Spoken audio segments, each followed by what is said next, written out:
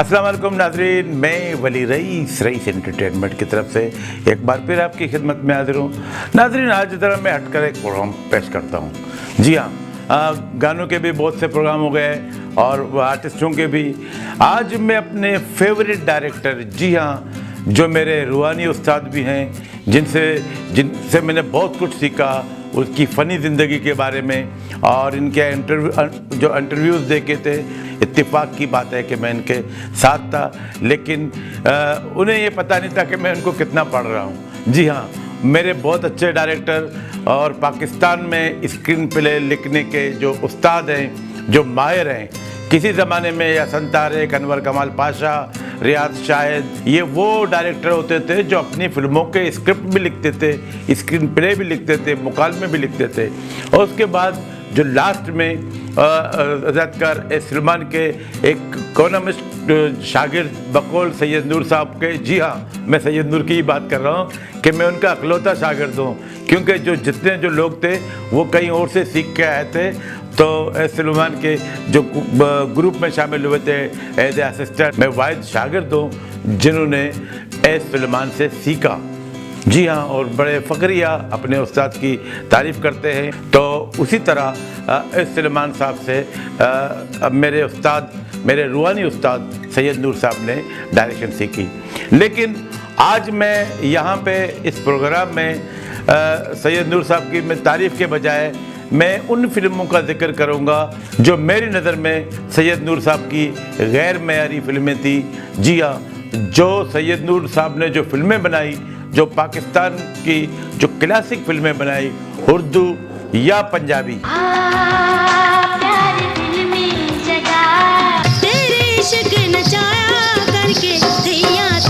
आपस की बात है, आपस में रखना, मेरा दिल किस पे है, मैं जुटी गई। क्या है ये उलझन, क्या है? कुत्ते की मौत आती है तो वो शहर की तरफ भागता है। लेकिन नूर साहब ने कुछ ऐसी फिल्में भी बनाई जो नूर साहब को बनानी ही नहीं चाहिए थी, लेकिन क्या पता, ऐसा भी हो सकता है कि कुछ प्रोड्यूसरों के कहने पर या मजबूर करने पर उन्होंने ये फिल्में बनाई हों। लेकिन ये फिल्में जिनका मैं अभी जिक्र करूँगा वो सैयद नूर साहब के बिल्कुल ही उसके मयार की नहीं है। जी हाँ, उनमें सबसे पहले एक फिल्म आती है राजू बन गया जेंटलमैन। आप लोग मेरे दरवाजे के बाद लाइन लगा के खड़े होंगे, मैं एक डेट नहीं दूंगा। ये मूंग और मसूर की दाल डाल दिया, मेरा मालिक देखेगा नाराज होगा। मतलब है ड्रामा शुरू, ड्रामा क्या करना है? हो। ये कहानी उन्होंने पहले लिखी थी हसन अस्करी के लिए, दो हथकड़ियाँ उन्होंने बनाई, फिर इसी कहानी को दोबारा राजू बन गए जेंटलमैन के नाम से बनाई। इतने तवील सीन और जान रेम्बो को बिल्कुल ही छूट दिया गया था। अब पता नहीं वाकई इस फिल्म के डायरेक्शन में सैयद नूर साहब वह मौजूद थे या नहीं। उन्होंने अदीब, आसिफ खान और असलम डाटर एज ए विलन बना के पेश किया। एक अजीब सी फिल्म थी जिसमें अभी जो मैंने पिछले दिनों इस फिल्म को देखा तो लगा ही नहीं कि ये सैयद नूर साहब की फ़िल्म है। हालांकि सैयद नूर साहब की जो फ्रेमिंग होती है, जो डायरेक्शन होती है, वो बिल्कुल मुनफरद होती है। उसके बाद जो दूसरी फिल्म है वो है अकाबू का नशेमन। जी हाँ, अकाबू का नशेमन को भी मैं सैयद नूर साहब की गैर मयारी फिल्मों में शुमार करता हूँ।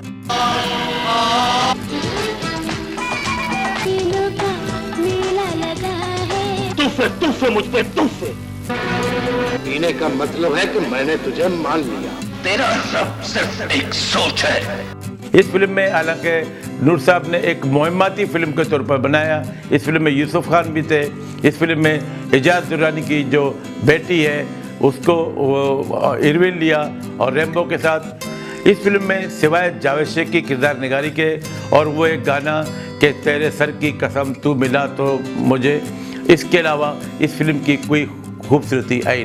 तेरे सर की कसम तू मिला तो सनम, जाने क्या देख कर मर मिटे तुझ पे हम। तीसरी फिल्म जिसे मैं सैयद नूर साहब की गैर मयारी फिल्म कहता हूँ वो है शमा को उन्होंने राजा पाकिस्तानी के नाम से रीमेक किया अब शमा पाकिस्तान की सुपर क्लास फिल्म थी, एक मल्टी कास्ट की फिल्म थी जिसमें मोहम्मद अली, वहीद मुराद, नदीम, बाबरा शरीफ, दीबा ने ज़िंदगी के बेहतरीन किरदार अदा किए थे। किसी मेहरबान आके मेरी जिंदगी सजा दी। लेकिन यहाँ आके ये राजा पाकिस्तानी नाम की एक फिल्म बस लपेट के उनको दे दी, उसमें थोड़ा बहुत स्मगलिंग या इस किस्म की एक्शन सीन शामिल कर लिए, लेकिन राजा पाकिस्तानी उसके गिर तक ना पहुँच सके। अब हम आगे जाते हैं। एक फिल्म बनी थी लाखों में एक, जो इत्तेफाक से मैंने देखी नहीं, मेरी नज़रों से नहीं गुजरी।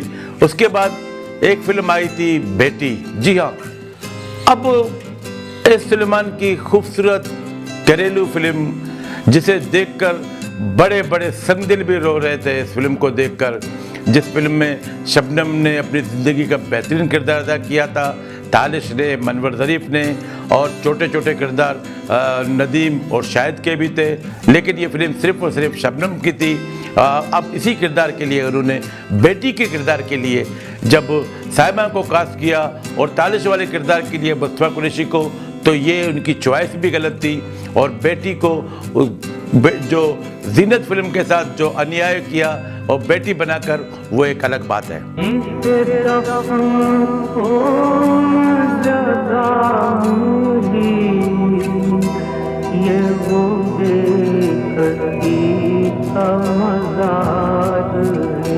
हमारी 7 पुश्तों में कभी किसी के यहाँ बेटी नहीं हुई। बच्ची का चेहरा देखेंगे आप? नहीं। पापा जानी, क्या मैं सचमुच आपके लेके हूँ? मैंने गले न लेना एक बार आके। उसके बाद पाकिस्तान की डायमंड जुबली फिल्म, बहुत ही खूबसूरत तफरीही फिल्म, शायद शबनम और नजमा की फिल्म उफ़ ये बीवियाँ को फिर दोबारा उफ़ ये बीवियाँ के ही नाम से मोहम्मद राना को लेकर एक और बोगस फिल्म एक लपेट के आवाम के सामने पेश किया।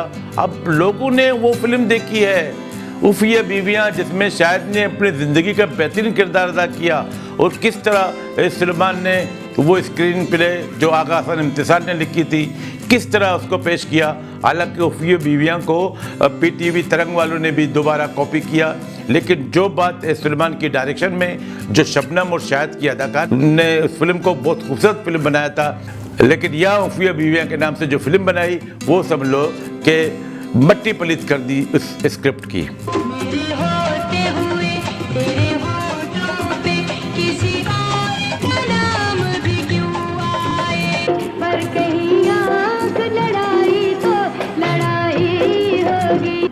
कुछ बताने की जरूरत नहीं, मैं जानती हूँ कि तुम कौन हो। मेरी सौतन। मैंने तो तुम्हें कुछ नहीं बताया, पर मैं जानती हूँ तुम कौन। मेरी सौतन। Mind your own business. अगली फिल्म है सपने अपने अपने। जी हाँ, पाकिस्तान की एक सुपर क्लास फिल्म नायला को दिल को इन आँखों से छलक जाना भी आता है। नायला को नूर साहब ने सपने अपने अपने नाम के नाम बनाई, और यही फैमिली को सब जमा किया, मामा, चाचा, ताया। अब लोग फिल्म देखना चाह रहे थे, उनके समझ में नहीं आ रहा था कि क्या देखें और किन को देखें। और ये फिल्म एक अजीब किस्म की फिल्म थी। अब गुलाम मोहिउद्दीन, मुस्तफा कुरैशी, बहार बेगम और बहुत से नए आर्टिस्ट, इरफान कुसैद, जिन्होंने इस फिल्म में भरपूर ओवर एक्टिंग का मुजाहरा किया। रुक जाओ सोसन, किस किस को कमरे में भेजेंगे डैडी? क्या मतलब? बड़ों के फैसले के सामने बोलना बुरी बात है, लेकिन उससे भी ज्यादा बुरी बात यह है कि बड़ों के गलत फैसलों के सामने कोई भी ना बोले। और सपने अपने अपने के साथ जो कुछ हुआ, और इस फिल्म का अक था। जी हाँ, अब कहाँ नायला और कहाँ सपने अपने, कहाँ शबी मारा और कहाँ मैं नहीं कह सकता, और कहाँ संतोष कुमार दर्पण, और यहाँ मोहम्मद राना और सऊद। इसीलिए ये फिल्म भी फ्लॉप गई। चुप, मैं तुमसे बात कर रहा हूँ। मैं बात कर रहा हूँ। मेरी बात तो सुनो। क्या हुआ? क्या भाई, मेरी बात सुनो, मेरी से बात कर रहा हूँ। मुझे बात तो करने दो। आगे हम चलते हैं, एक और फिल्म आई थी चैन आयना। अब चैन आयना सैयद नूर साहब ने एक बेहतरीन स्क्रिप्ट लिखी थी, बेकरार के नाम से असर स्क्रीन ने इसको फिल्म बनाई।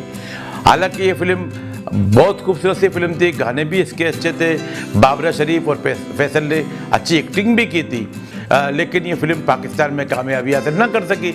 लेकिन इंडिया में सेम टू सेम इस फिल्म को कॉपी किया गया और वहाँ पर ये फिल्म कामयाब गई। मेरी वफा मेरे वादे पे एतबार करो। अब उसी कहानी को दोबारा नूर साहब ने लेकर चैन आयना के नाम से फिल्म बनाई। यूं नजर से नजर हम कलाम हुई, आज की शाम तो तेरे नाम हुई। और यहाँ जब ये फिल्म बन रही थी कराची में, और फिर इसके जो रेस्टोरेंट लोगों ने देखे, और लेकिन फिल्म की रिलीज से पहले ही इसकी इतनी बुरी माउथ पब्लिसिटी की गई, इतनी बुरी माउथ पब्लिसिटी की गई। फिर इस फिल्म में नदीम साहब के खामखा के तवील सीन शामिल कर लिए गए थे। हालांकि सेम टू सेम उस तरह बनाते तो ये फिल्म बहुत अच्छी बनती। इस फिल्म की नाकामी ये है कि उन्होंने पता नहीं किस बिना पर सबिया खानम की नवासी या पोती उसको लिया, एक लंबे कद की लड़की को। हालांकि यकीन जाने कि चैन आयना में बहरोज सब्जवारी का जो बेटा है शहरोज सब्जवारी और आदिल मुराद अपने किरदार में बिल्कुल जचे। यूं नजर से नजर हम कलाम हुई, आज की शाम तो तेरे नाम हुई। लेकिन फिल्म को फिलहाल करने में एक तो माउथ पब्लिसिटी, दूसरी बात यह कि लड़की की चॉइस, फिर तवील सीन नदीम साहब के। अगर उन चीज़ों को कट करके फिल्म को शॉर्ट बनाते तो शायद ये फिल्म लोगों को चैन देती। जी हाँ, फिर लोग फिल्म देख के बोलते थे कि फिल्म देख के चैन आया, लेकिन फिल्म देख के लोग बाहर निकले, उन्होंने कहा कि चैन आए ना अगर ये फिल्म देखेंगे तो। अब आखिरी फिल्म जिसका मैं जिक्र करूँगा वो है दाने पे दाना। अब एक फिल्म बनी थी, शायद आप लोगों को याद है, ईमानदार। ईमानदार में यूँ होता है कि अमित चौधरी, मनवर ज़रीफ और शायद खालिद भट्ट हों, ये लड़की के भाई बने होते हैं। वो चाहते हैं कि जो हमारी बहन है, सिस्टर है, उसकी शादी डांस मास्टर कहता है कि डांसर से हो, शायर कहता है कि शायर से हो, अदाकार कहता है कि अदाकार से हो, लेकिन लड़की की शादी कहीं और हो जाती। इसी कहानी को नूर साहब ने दाने पे दाना के नाम से मुकम्मल किया। अब ये भी सोचने वाली बात है कि पंजाबी फिल्म को उन्होंने सिंधी नाम दिया दाने पे दाना। अब दोनों तरफ से फिल्म के साथ मजाक हो गया। अब दाने पे दाना सिंध सर्किट के लिए नाम है, लेकिन फिल्म पंजाबी है, और फिर पंजाब में दाने पे दाना, लोग सोच रहे होंगे कि नूर साहब ने ये क्या फिल्म बनाई है। तो इसलिए ये फिल्म ना पंजाब में चल सकी ना सिंध सर्किट में, और ये फिल्म यहाँ स्काला में सिर्फ 2 या 3 शो में ही चल चुकी। अब ये पता नहीं कि वाकई इसमें लोग दाने पे दाना देखने गए थे या नहीं। ये फिल्म मैंने वीडियो पे देखी तो अजीब सी फिल्म लगी कि उन्होंने क्या बनाया है। तो नूर साहब, मैं आपका परस्तार, मैं आपका चाहने वाला, लेकिन कहीं आपने वाकई ऐसी फिल्में बनाई हैं जो आपके मेयार की नहीं है। आपके मेयारी फिल्मों में तो बहुत एक लंबी लिस्ट है, जिसको मैं अपनी अगली किस्त में पेश करूंगा। और आपकी एक और खूबी मैं बता दूं कि आपकी एक और खूबी ये है कि कभी कभार आपने ऐसे स्क्रिप्ट लिखे हैं कि पूरी फिल्म को, पूरी स्क्रिप्ट को, सबको एक साइड में कर ले। आपने जो 2 लाइनों में या 3 लाइनों में जो जुमले लिखे हैं ना, वो उस फिल्म की जान होते थे और आए, जिनका जिक्र मैं आगे जाके करूँगा। नूर साहब और उसके परस्तार और उसके चाहने वाले, अगर मेरी बात से किसी की दिल आज़ारी हुई तो मैं माफ़ी चाहता हूँ, लेकिन जो बात मेरे दिल में काफ़ी दिनों से खटक रही थी, मैं चाह रहा था कि अपने चैनल के ज़रिए ये बातें आप लोगों को बता दूँ कि नूर साहब हमारे पाकिस्तान फिल्म इंडस्ट्री के बातें के झूमर हैं, और वाकई झूमर हैं। और इसकी फैमिली है साइमा और हमारी मरूमा भाभी, रुखसाना नूर जो बेहतरीन स्क्रिप्ट राइटर थी, बेहतरीन शायरा थी। और अब उम्मीद रखते हैं कि नूर साहब कोई एक ऐसी फिल्म बनाएंगे कि हमारे जो ये गिले शिकवे हैं ये भी ख़त्म हो जाएं। 2-3 फिल्में तो उनकी पाइपलाइन में हैं, अब ये पता नहीं ये फिल्में कब बन जाएंगी। और एक आध स्क्रिप्ट, एक आध वन लाइन जो नूर साहब ने हमारे सामने भी सुनाई थी, अगर वो वन लाइन भी नूर साहब उनको फिल्म के पर्दे पर पेश करें तो वो भी बेहतरीन है। और मैं एक और बात बताता हूँ, दोबारा बताता हूँ कि नूर साहब में ये खूबी है कि आप बोले कि मुझे एक ऐसी कहानी चाहिए, वो उसी वक्त टाइम लगाएंगे नहीं, उसी वक्त आपको स्क्रीन प्ले के साथ पूरी स्टोरी आपको सुना सकते हैं। तो नाज़रीन, मैं नूर साहब के बारे में और क्या कहूँ, मेरे रूहानी उस्ताद हैं, मैंने उनसे बहुत कुछ सीखा है। उसकी फ्रेमिंग होती है, उसकी डायरेक्शन होती है, वो अलग बात है, लेकिन जो बात मुझे खटक रही थी वो मैंने आपके सामने पेश की। नाज़रीन, अगले प्रोग्राम तक के लिए वली रईस को इजाज़त दीजिए। अल्लाह हाफ़िज़।